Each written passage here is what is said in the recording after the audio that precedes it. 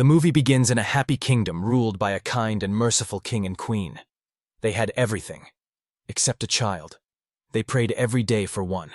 And finally, on a beautiful winter night, their wish came true. A lovely baby girl was born, and they named her Snow White. As she grew up, the king and queen taught her, "Yes, we rule this kingdom, but it truly belongs to the people who work for it.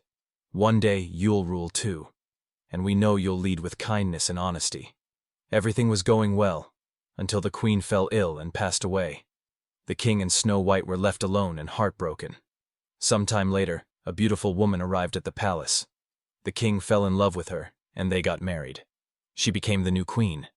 But she cared more about her beauty than the kingdom, or even the king. She owned a magical mirror that always told the truth. Every day, she would ask it, "Mirror, mirror, who is the most beautiful in the world?" When the mirror said it was her, she felt proud and satisfied. One day, the mirror warned her that the kingdom was going to be attacked. The king took his army and went to defend it, but he never returned. After that, the new queen's rule became harsher. Her cruelty kept growing, and Snow White was reduced to a maid in her own home. Years passed. People even forgot that Snow White was once a princess. The queen's tyranny spread across the kingdom, along with hunger and fear. One day, as Snow White was cleaning the castle, a boy named Jonathan sneaked in to steal food. She caught him and said, "Stealing is wrong. You can ask the queen or the princess for help." Jonathan laughed. "Princess? What princess? I don't think she's even alive." His words hurt Snow White deeply. She quietly said, "The princess is alive, and she wants to help her people." Jonathan replied, "Then why hasn't she done anything yet?" He left, stealing some potatoes. But his words stuck with Snow White. She thought, "Maybe I really should do something for my people." She went to the queen and said, "You should take care of the people. Share your wealth to help them. I remember how Dad used to do that. Every year on special days, we'd make apple pies and give them to everyone." But the queen snapped, "These pests aren't worthy of such good food." Just then, the soldiers caught Jonathan and brought him in. As punishment for stealing, the queen ordered his house to be burned. But Jonathan said, "I don't even have a house." It turned out he was the leader of a group of thieves and once worked for the king. The queen shouted, "Throw him in the cellar, so hard that the palace echoes with his screams." Snow White protested, "You can't do this. Dad never punished people so harshly. He believed in mercy." That only made the queen angrier. She ordered Jonathan to be thrown outside the palace in the freezing cold, with no clothes. Then she yelled at Snow White. Heartbroken, Snow White started singing. Her song was full of memories of her parents and her dreams for her people. Later that night, she quietly freed Jonathan. The guards saw her, and she had to run away before getting caught. Meanwhile, the queen returned to her mirror and asked again, "Mirror, mirror, who is the most beautiful in the world?" This time the mirror said, "You are no longer the most beautiful. Someone else is now. And it's Snow White." The queen was furious. Jealousy consumed her. She called her most trusted hitman and ordered him, "Kill Snow White and bring me her heart in this box." The hitman didn't want to do it. Snow White looked too innocent, but the queen insisted, "You don't understand. She's a traitor. She's working with robbers and leaking secrets to other kingdoms." Snow White had gone to the forest to pick apples. The hitman followed her. But when he got close, he couldn't bring himself to kill her. Instead, he told her the truth. "The queen is planning to kill you. You must run away, and she also knows something about your father, but she's keeping it secret." Terrified, Snow White ran deep into the forest. The path was full of dangers, wild creatures, and deadly surprises. Eventually, a strange tree tried to trap her with its roots, but before it could, the ground beneath her opened up, and she fell into a new world. It was magical and beautiful. Tiny animals gently led her to a small house. Everything inside was tiny too, including 7 little beds. Exhausted, Snow White lay down across them and fell asleep. The animals tucked her in with a blanket. Soon, 7 dwarfs returned home from working in the diamond mines. When they saw Snow White sleeping, they were shocked and scared. All of them ran around in panic, except for one small dwarf who just stood there. Before he could run, Snow White slowly walked up to him and introduced herself. But before she could say much, the others rushed in with weapons, ready to attack. Snow White realized they didn't want her there, so she started to leave. But then she paused. Where would I even go? So she turned back and said, "My name is Snow White. The evil queen tried to kill me. I escaped into the forest and ended up here." Hearing her story, the dwarfs felt sympathy.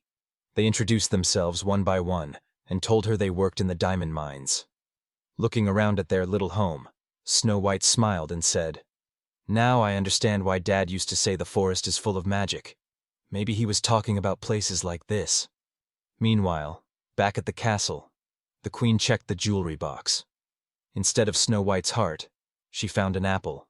Furious at the hitman's betrayal, she screamed with rage. She ordered the guards to bring him in. She beat him without mercy. The hitman accepted his fate, but before dying he said, "If you have even a little mercy in your heart, spare Snow White." The queen didn't listen. She threw him in the cellar and commanded her soldiers, "Find Snow White and bring her back from the jungle." Back in the forest, Snow White was adjusting to life with the dwarfs.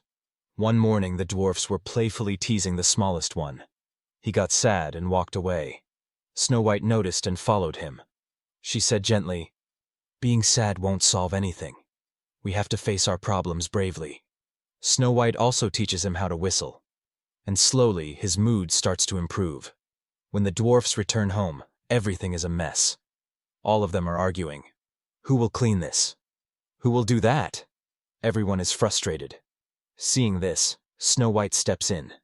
She tells them, "All these tasks that feel like a burden, if we do them together, they can be fun." Snow White also notices that their anger isn't because they hate each other. It's just that they don't know how to express themselves. She teaches them how to talk, how to understand each other, and how to solve problems together. From that day, a big change comes into the dwarfs' lives. They work while singing, and they stay happy. Snow White even shares stories from her childhood, remembering the days when her kingdom was filled with love, when both her parents were alive. While talking, she recalls what the hitman once told her. The evil queen had hidden something about her father. Everyone believed he died in the war, but maybe he's still alive. Snow White tells the dwarfs, "Let's search for him with the help of the robbers in the forest. They said they once served the king." The dwarfs had to return to their duties, so they left. Snow White also heads out into the forest to find the robbers. As she wandered through the trees, someone suddenly pulled her behind a tree. It was Jonathan, the same man who once saved her from the queen's soldiers. Snow White quickly tells him, "I think the king is still alive." Jonathan nods and says, "It could be true. I also heard that the kingdom he went to fight might have captured him, but I don't know where exactly." Just then, Jonathan's fellow robbers arrive. They greet Snow White with respect. Before they could make a plan to search for the king, royal soldiers show up. They had seen Snow White. Without wasting a second, Jonathan and the others step forward to protect her. They fight bravely and tell her to run, but the enemy had too many soldiers. Snow White gets worried for her friends. Thinking quickly, she sneaks to the royal horses and unties them, creating chaos. This gives the robbers a chance to escape. Then, Snow White climbs a high cliff and shouts loudly. The soldiers see her and chase her, but it turns out to be a trap. Snow White isn't there. By now, she had already joined the robbers. They all run through the dense forest until they finally lose the soldiers. Jonathan praises her bravery and says, "We will always be loyal to the king. Life was good when he ruled." Suddenly, a soldier sneaks into their hideout and spots Snow White. He points an arrow at her, but Jonathan pushes her aside and gets hit himself. His companions catch the attacker. Snow White decides to take Jonathan to the dwarfs, hoping one of them can help. There was one dwarf named Doc. Maybe he's a doctor? But when they arrive, they find out that Doc is not a doctor. He just has the name Doc and works with rocks and minerals. This upsets Jonathan's companions, and they start arguing. Snow White interrupts them. "What are you all doing? The queen wants to divide us. She wants us to stop trusting each other. But we're not selfish people. We just need to help one another." Everyone goes silent. Then Doc says, "I'm not a doctor, but I'll do my best to save Jonathan." He takes Jonathan inside his house. After a long wait, Doc finally steps out with a sad face. Everyone looks at him anxiously. Before he can say anything, Jonathan appears from behind him. He's alive, but weak. Everyone breathes a sigh of relief. They celebrate, sing songs, and during the celebration, Snow White and Jonathan come closer. But they pause when they realize others are watching. Before sunrise, Jonathan and his group decide to head back into the forest to keep their hideout secret. Jonathan tells Snow White, "I'll be gone for 2 days, but once I return, we'll go search for the king." Snow White gives him her chain, the one her father gave her. "This will remind you to come back," she says. As Jonathan enters the forest, he's caught in a trap. Before he understands what's happening, the queen's soldiers drag him to the palace. The queen asks, "Where is Snow White?" Jonathan tries to lie. "I don't know who she is." But the chain around his neck gives him away. She rips it off and throws him into the dungeon. Then, she begins her dark magic. The truth is revealed. She's not just an evil queen. She's a witch. She drinks a magical potion and transforms into her real form. An old, wicked witch. The beauty she had was all fake. She picks up an apple and casts a powerful sleeping spell on it. Her plan: once Snow White eats it, she'll fall into a deep sleep. Meanwhile, Jonathan tries to escape the dungeon. He meets the hitman there. The scene shifts to Snow White. She is alone at the dwarfs' home while they're at work. Suddenly, an old woman appears. Snow White doesn't recognize her. It's the witch in disguise. She gives Snow White a locket, saying, "Jonathan is in danger." Seeing the locket, Snow White feels she must save him. As she prepares to leave, the old woman stops her and offers her an apple. "Eat this," she says. "It will give you strength. Remember, love conquers all." Hearing those emotional words, Snow White falls into the trap and eats the apple. The animals and birds sense something is wrong. They rush to inform the dwarfs. Snow White starts feeling dizzy. "What was in that apple?" she asks. Then, the witch reveals her true identity. Snow White realizes this is the evil queen, her greatest enemy. Snow White collapses into a deep sleep. Dark clouds cover the kingdom.